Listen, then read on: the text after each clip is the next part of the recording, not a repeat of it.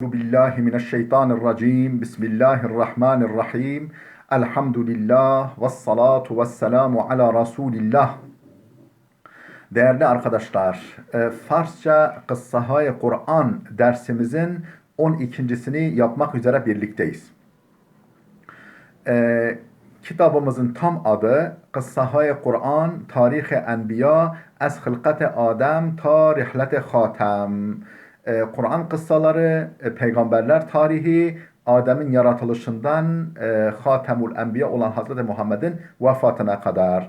Müellif Cadel Mevla, kitabın yazarı Cadel Mevla, mütercim yani Farsça tercüme eden Muhammed Aftabi. Kitabımızın 63. sayfasına gelmiştik. Hazreti İdris'in kıssasını, hayatını okuyorduk. Diyor ki, Name İdris der Kur'an ve suude vey be asman. Name İdris, İdris'in adı der Kur'an. Kur'an'da İdris Aleyhisselam'ın adı ve suude vey be asman ve asimana yani semavata yani yükselişi. خداوند دو بار در قرآن کریم از ادریس پیامبر یاد کرده است. خداوند Allah Teala دو بار iki defa der Kur'an-ı Kerim'de az İdris peygamber İdris Aleyhisselam'dan yad kerde است bahsetmektedir. İki defa onun adını yad etmektedir. Der Sure-i Enbiya fakat name an Hazret burada şuda der Sure-i Enbiya fakat sadece Enbiya suresinde name an Hazret burada şuda yani onun adı açıkça geçmekte. Veli der Sure-i Meryem evsafi niz beraya vey beyan şude است. Yani daha doğrusu Enbiya suresinde sadece onun adı geçmekte. Efendim fakat Meryem suresinde evsafi niz beraya vey beyan şude است. Bir takım vasıfları da beyan edilmektedir Meryem suresinde. Ne deniyor? Efendim Meryem suresinde, Meryem suresi 56. ayet وَذْكُرْ فِي الْكِتَابِ إِدْرِيسَ إِنَّهُ كَانَ صِدِّيقًا نَبِيًّا وَرَفَعْنَاهُ مَكَانًا عَلِيًّا وَذْكُرْ فِي الْكِتَابِ إِدْرِيسَ. Efendim kitapta İdris'i de an. Kitapta İdris'i de an. İnnehu kâne sıddîkan nebiyya. O sıddıktı yani özü sözü doğruydu ve peygamberdi. Ve rafa'nahu mekanen aliyya ve onu yüksek bir makama yükselttik. Yani Farsçasını söylüyor aynen. Der in kitap İdris ra yatkun ki bu kitapta yani Kur'an'da İdris'i de an ki o peygamberi rast pişe bud. Efendim o sıddık özüsü doğru bir peygamberdi ve ma ura be makami bulend bala burdim ve onu yüksek bir makama yükselttik.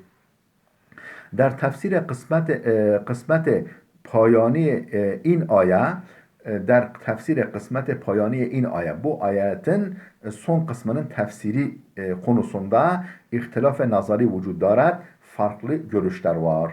Yani efendim ve rafa'nahu mekanen aliyya onu yüksek bir makama yükselttik ifadesi konusunda bunun tefsiri konusunda farklı görüşler var. Edde-i gufteend bir grup alim demişler ki manzur az bala burdan kadru makam velayest ki bevey ata şude bud. Efendim bu yani yüksek bir makama yükseltilmekten maksat nedir? Manzur az bala buradan onun yukarıya yüksek çıkarılmasından maksat kadru makame velayist ki onun kadir ve makamının yükseltilmesidir ki bevey ataşuda bud Allah bunu ona lütfetmişti. Yani ondan manevi yükseklik, makam ve konumunun yükseltilmesi demektir. Ve cem'i diğer mu'takiden diğer bir grup alim ise şuna inanıyorlar. Manzure burdane u be aleme asman balaya است. Manzur yani amaç şudur. Buradan onun götürülmesi be aleme asman yani semavat alemine asman balaya yani yüksek semavat alemine onun yükseltilmesidir. Yani fiziki olarak yükseltilmesidir. Der in murid rivayati niz zikr şude است. Bu konuda bir takım rivayetler de zikredilmektedir. Yer verilmektedir kitaplarda. Ez cümle der rivayeti amade است ki nitekim efendim bir rivayette şöyle gelmiştir ki او را در جزیره انداخت آمده است که atladım özür dilerim. خداوند یکی از فرشتگان را از درگاهش راند. Allah efendim bir meleği dergahından kovdu. Bir meleği dergahından kovdu. Ve balu peraş ra kat kert. Onun efendim kanatlarını, tüylerini kesti. Ve ura der cezireyi endaht. Onu bir adaya attı. Der zaman nübüvvet İdris aleyhisselam, İdris aleyhisselamın peygamberliği zamanında an ferişte nezde o amed ve az vey khast.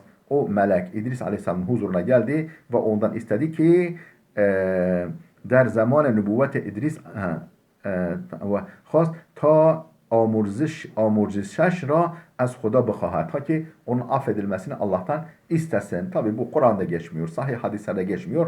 Böyle rivayetler var. Belki tarih kitaplarında böyle bir şey geçiyor olabilir. خداوند به برکت دعای ادریس آن فرشته گذشت از فرشته گذشت. İdris Aleyhisselam'ın duası bereketiyle Allah o meleği affetti ve balu peraş ra ve o bazgerdanet. Onun efendim tüylerini, kanatlarını ona yeniden verdi.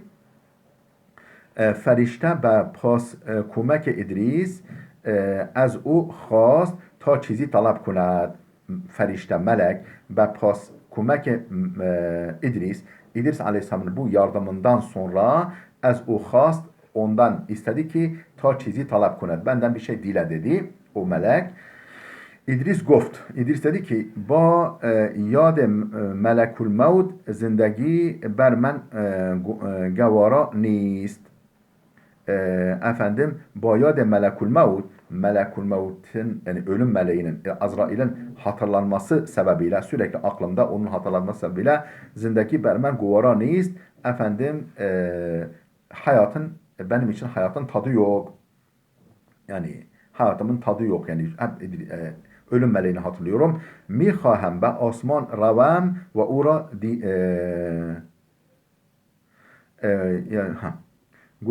با یاد ملک الموت زندگی بر من گوارا نیست من خواهم میخواهم به آسمان روم ben istiyorum ki semavata çıkayım ve ora didar کنم و onu göreyim.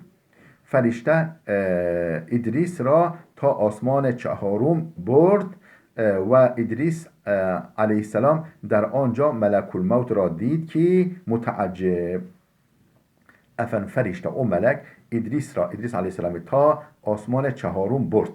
Efendim ta efendim dördüncü kat semaya götürdü ve İdris Aleyhisselam orada Melekul Mevt ra did, Melekul Mevt'i yani ölüm meleğini gördü ki mutaaccib der fikir furu rafte است. Böyle hayretler içinde o Melekul Mevt ve düşünceye dalmış, hayret içinde düşünceye dalmış Melekul Mevt. İdris Aleyhisselam onu bu şekilde gördü. İdris selam کرد ve illet ra cuya şud. Efendim İdris Aleyhisselam selam verdi ve bunun sebebi niye böyle hayret ettiğini ve düşünceli olduğunu ona sordu. Melekul Mevt cevap dad. Melekul Mevt ölüm meleği cevap verdi. Perverdigar به من فرمان داد که جان تو را میان آسمان چهارم و پنجم بگیرم. Allah Teala ve ben bana ferman etti ki cane tura senin canını miyane osmane çaharum pencum bigirem yani dördüncü ve beşinci kat sema arasında senin canını almamı Allah bana emretti ve ben der fikir budem ki ben de düşünüyordum ki çigune ba in fasile besyari ki az inca ta zemin vücut darat cane tura bigirem. Ben de düşünüyordum ki çigune nasıl ba in fasile besyari ki bu kadar çok mesafe ile beraber bu kadar çok mesafe varken arada az inca ta zemin efendim oradan yani 4. katla 5. kat arasından ta yeryüzüne kadar yani bulunan o mesafeye rağmen cane tura bigirem nasıl senin canını alacağım yani nasıl geleceksin orada senin canını alabileceğin. Ben de onu düşünüyordum. Halki tura der inca didar mikunam. Oysa ki şu anda seni aynı burada bu noktada görüyorum. Hikmet-i suhen perverdigar ra mifehmem. Allah Teala'nın sözünün hikmetini şu anda anlıyorum. Miguyend hemanca canış ra gireft. Diyorlar ki orada onun canını orada aldı. Yani böylece Allah onu yüksek bir makama çıkardı. Böyle bir rivayet var. Mecmu'ul Beyan, Biharul Envar. Bu tabi Şii kaynakları. Değerli dostlar öyle inanıyorum ki ben bu kitabın aslıyla yani Arapçasıyla karşılaştırdım. Bende Arapçası da var, PDF'i var. Efendim maalesef tutmuyor. Yani bazı noktalar tutuyor ama bazı yerlerde tutmuyor. Mefhumen böyle mana olarak almış. Veya işte mesela bazı eklentiler yapmış. Yani bu Mecmu'ul Beyan ve Biharul Envar efendim Şii kaynakları. Mesela Mecmu'ul Beyan Tabersi'nin tefsiri. Biharul Envar da o da Şiilerin yani bir rivayet kitabı, rivayetlerin toplandığı bir kitap. Yani oralardan da eklemeler yapmış bu kitap, mütercim. Bana öyle geliyor. Ekleme hepsini tek tek nokta nokta karşılaştırmadım ama yani öyle görünüyor. Çünkü başka noktalar var. Yani eklemeler, çıkarmalar yaptığı yerler var. Biz de okuyoruz arkadaşlar. Yani hem bu bir kitap okumuş oluyoruz hem de Farsçamızı geliştirmiş oluyoruz. Yoksa bütün bu içerikleri kabul ettiğimiz, onayladığımız anlamında değil. Efendim این داستان در حدیث دیگری این گونه نقل شده است. Bu olay der hadise digeri başka bir burada hadis dedi yani efendim Şia imamlarından gelen sözler de hadis kabul ediliyor. İn gune nakşudes şu şekilde nakledilmiştir. Efendim Ravendi'nin Kısasul Enbiya kitabından almış. Bu rivayeti şimdi söyleyecek. Melekul Mevt ba icaze perverdigar ölüm meleği Allah'ın izniyle beraya didar İdris be zemin amed. Efendim İdris Aleyhisselam'ı görmek için yeryüzüne indi ölüm meleği ve bavay ma'nus geçt onunla dost oldu. Pes az aşnayı böyle tanıştıktan sonra İdris Aleyhisselam az o hast İdris Aleyhisselam ondan istedi ki ta bahem be asman beraber yani beraber semavata çıkmalarını ondan istedi. Beraber asmana yani göğe çıkalım. Angah melekul mevt ba izni Xudavand o ra be asman burd. Efendim o anda ölüm meleği onu Allah'ın izniyle asumana götürdü, semavata götürdü ve cehennemu bihişt ra bevey nişandat ona cenneti cehennemi gösterdi. İdris Aleyhisselam pes az inki varide bihişt şod. İdris Aleyhisselam cennete girdikten sonra diğer hariç neşod. Artık oradan çıkmadı. Bu da bir başka rivayet. Ömre İdris. İdris Aleyhisselam'ın yaşı. Ömre İdris ra ta qabl az suudeş be asman İdris'in ömrü, yaşı ta qabl az suudeş be asman semavata çıkmadan önceki yani zamana kadar onun ömrü beyn 300 ta 365 sal gufteyan yani 300 ile 365 yaş arasında diyorlar. Der mevrid sin dakik işan ihtilaf nazar vücut darar. Yani der mevrid sin dakik işan o zaten dakik yaşı yani kesin yaşı konusunda ihtilaf nazar vücut darar. Farklı görüşler var. Daha mesela dersin başında ne demişti? Yani bu İdris Aleyhisselam hayatının başında 900 sene yaşadığını söylemişti. Burada da sanki 300 sene yani dünyada yaşadığı ömür 300 veya 365 sene. Demek ki farklı görüşler var. Yani hiçbirisi yani Kur'an'da geçmiyor. Efendim ne kadar yaşadı? Nuh Aleyhisselam'ın yaşı geçiyor. 950 sene. Ondan sonra bunlarınki geçmiyor. Bu zatların. Suhuf-i İdris. İdris Aleyhisselam'ın sayfaları ta'dad-ı sahife-hay raki ber İdris nazil şod. İdris Aleyhisselam'a nazil olan sayfaların sayısı konusunda be ittifak nazar si sahife zikr kerdeyand. ve ittifak nazar, yani ittifakla 30 sayfa zikri kerdend, yani 30 sayfa olduğu ittifak edilmiş. Der kısas-ı enbiya berhi az ibarat hikmet amiz ve pendهای ایشان نقشوده است. Der kısas-ı enbiya, kısas-ı enbiya kitaplarında berhi az ibarat hikmet amiz, efendim hikmet dolu bir takım ifadeler pendهای ایشان ve nasihatleri, o zatın nasihatleri nakşudayaz nakledilmiştir. Yani Kısasul Enbiya kitaplarında o Hazreti İdris'in bir takım hikmetli sözleri ve nasihatleri kaydedilmiştir. Onların bir kısmını burada kaydediyor. Behterine rah şükürguzari perverdigar. Behterine rah şükürguzari perverdigar ikram و نعمت بخشی ikram و nimet bakşi be halk ve yast. Ne dedi? Bihterine rah şükürguzariye perverdigar, Allah Teala'ya şükretmenin en iyi yolu, Allah Teala şükretmenin en iyi yolu ikram و nimet bakşi, ikram etmek, nimetler bahşetmek ve halk ve yast. Allah Teala'nın mahlukatına nimetler vermek, ikramlarda bulunmak ve nimetler bahşetmek, ikram etmekten ikram etmektir. Yani Allah Teala'ya şükretmenin en iyi yolu Allah'ın kullarına yardım ve ihsandır, ikramdır. İkinci sözü, hikmetli sözü, hubiye dünya mucibi hasret ve bediye an mucibi peşimani است. Hubiye dünyanın nimetleri, iyilikleri mucibi hasret. Hasret sebebidir. Yani nimetler elden çıktıktan sonra insanlar onun hasretini çeker.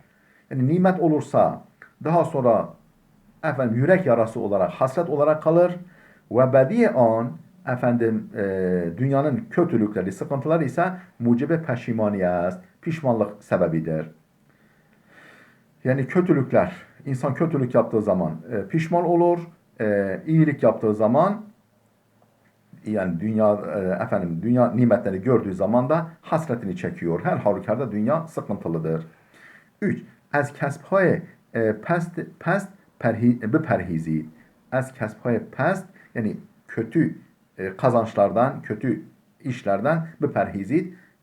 Sakının. Kötü işlerden sakının.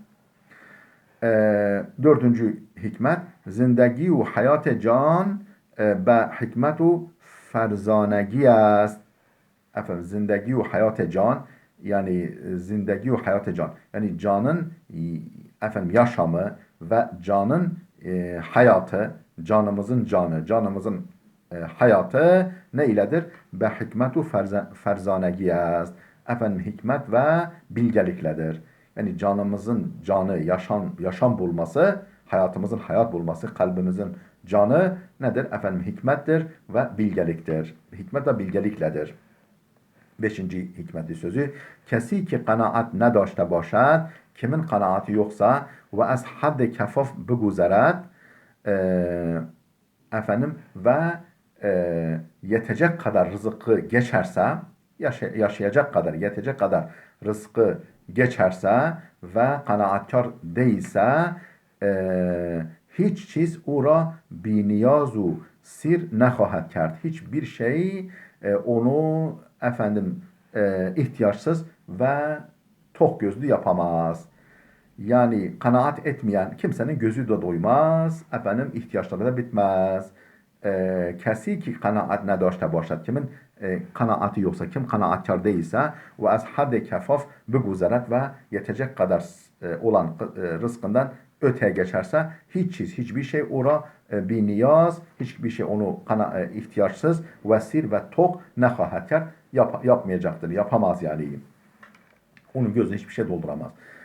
İdris Aleyhisselam'ın hayatı bitti. Geldik Hazreti Nuh Aleyhisselam'a. Nuh Aleyhisselam'ın hayatına geldik.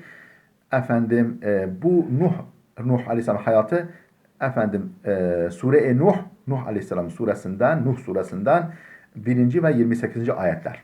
1'den 28. ayetlere kadar Nuh Aleyhisselam'ın hayatı anlatılıyor.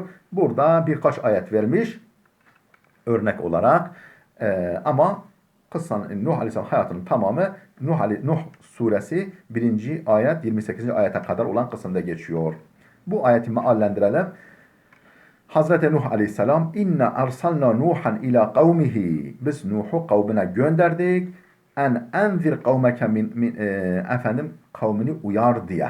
Kavmini uyar diye Nuh Aleyhisselam'ı kavmine gönderdik. Kable en ye'tiyehum azabun alim, onlara can yakıcı bir azap gelmeden önce efendim kavmini uyar diye Nuh'u kendi kavmine gönderdik. Kale, Nuh dedi ki ya kavmi, ey kavmim, inni lekum nazirun mubin, ben sizin için apaçık bir uyarıcıyım. Apaçık bir uyarıcıyım sizin için. En i'budullaha, Allah'a kulluk edin, vettekuhu, ona karşı gelmekten sakının, ve ati'uni, ve benim sözümü de dinleyin. Ki yağfir lekum min zunubikum, Allah sizin günahlarınızı bağışlasın. Ve yuahhirkum ila eceli musamma, belli bir zamana kadar size yaşama izni verilsin, yaşama mühleti verilsin, ertelesin yani. İnne ecelallahi izâ câe, Allah'ın eceli yani belirlediği sınır, süre izâ câe geldiğinde la yuahharu, ertelenmez. Lev kuntum ta'lemun, ah keşke bunları bilseniz. Efendim Nuh Aleyhisselam'a kıssasına başlamış olduk. İlgili ayeti okuduk. Gelecek ders inşallah 69. sayfadan başlayacağız. Name Nuh ve avsafu şemailu muhtasatı an Hazret. Hazreti Nuh'un adı, efendim ona özgü olan vasıflar, şemail, yani efendim ahlak, dış görünüş ve niteliklerinden bahsedeceğiz inşallah. Burada dursun değerli dostlar. Gelecek dersimize kadar Allah'a emanet olun.